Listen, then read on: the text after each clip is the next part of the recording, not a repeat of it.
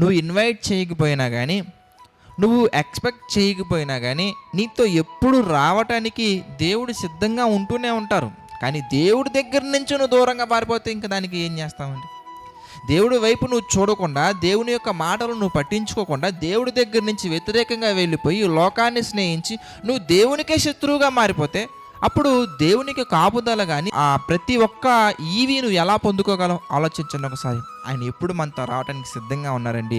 దేవుని మీద మనం ఫోకస్ చేయగలగాలి, దేవుణ్ణి మనం చూడగలగాలి. ఎప్పుడైతే దేవుణ్ణి చూస్తున్నామో, దేవుని యొక్క ఆ మాటలను గ్రహిస్తున్నామో, అప్పుడు మనకి దేవుడు మనతో తోడుగా ఉన్నారన్న భావం మనకు వస్తుంది. అప్పుడు మనకి ఆయన మనతో ఉన్నారన్న విషయం అర్థమవుతుంది. కనుక my dear brothers and sisters, దేనికి భయపడకుండా దేవుడు మనతో ఉన్నారనే విషయాన్ని గుర్తించి దేవుని యొక్క అడుగు జాడల్లో మనం వెళ్ళగలిగినట్లయితే కనుక, దేవుని యొక్క మాటల్లో వెళ్ళగలిగినట్లయితే కనుక, ప్రతి ఒక్క దానిని జయించడానికి కావాల్సినటువంటి శక్తిని దేవుడు సమయానుకూలంగా మనకు అనుగ్రహిస్తారు.